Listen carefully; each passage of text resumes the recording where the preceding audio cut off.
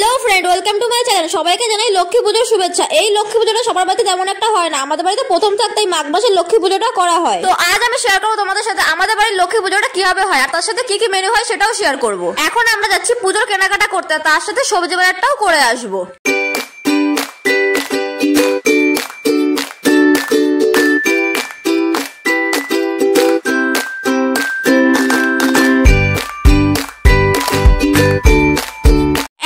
এখান থেকে দশকর্মা জিনিসপত্র নিয়ে নেবো আর তার সাথে মা প্রসাদ দেওয়ার জন্য থালা বাটি গ্লাসগুলো নিয়ে নিল।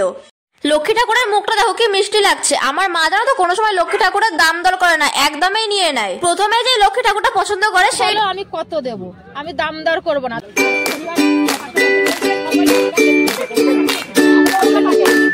কাকু বলছে আঙ্গুর ফলের কোনো গ্যারান্টি নেই। আঙ্গুর ফলের আবার কি গ্যারান্টি হবে বলো? তো আমরা এখান থেকে আঙ্গুর ফল আর আপেল নিয়ে নিলাম আর অন্য ফলগুলোও নিয়ে নিয়েছি।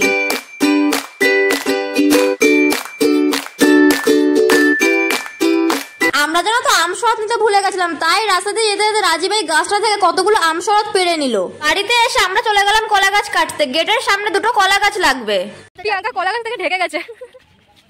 এইদিকে আমার দিদার দুপুরে রান্না শুরু হয়ে গেছে। বাড়িতে অনেক লোক আছে তাই তারা দুপুরবেলা খাবে, তাই দিদা এখানে রান্না করছে ফুলকপি, ডাল, আলু ভাজা, বেগুন ভাজা।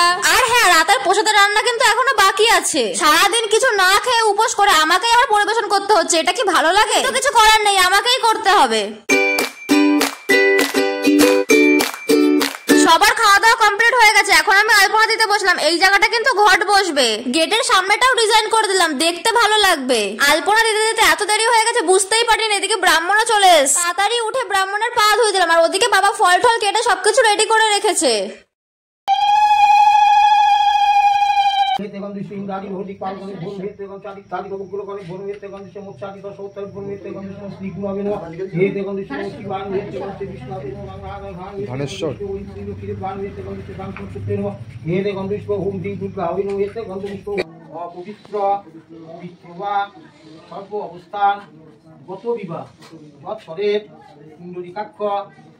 পুজো শেষ হয়ে যাওয়ার পরে সন্ধ্যাবেলায় আমি লক্ষ্মীর পাঁচালী পড়তে বসলাম।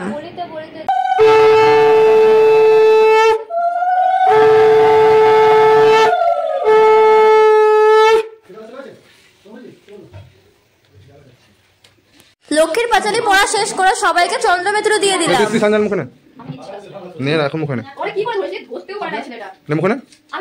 বাইরে এসে দেখি দিদাদের অর্ধেক রান্না প্রায় হয়ে এসছে। দুই রাঁধুনির মধ্যে এখন ঝামেলা লেগে গেছে।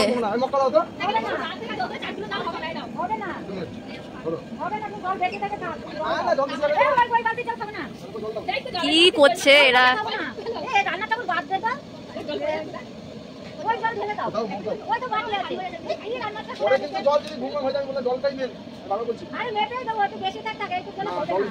এই দেখো আমাদের বাসন্তী পোলাও রেডি হয়ে গেছে, দেখতে কি সুন্দর লাগছে না? আর এই যে আমাদের আলুর দমও রেডি। আলুর দমের কালারটা কি সুন্দর লাগছে না? আমি জানো তো চালকলা দেখে লোভ সামলাতে পারি না, চালকলার থালা নিয়ে চলে এসেছি বাইরে। চালকলা চুরি করে খাচ্ছে, এটুকু চালকলা ছিল চুরি করে খাচ্ছে।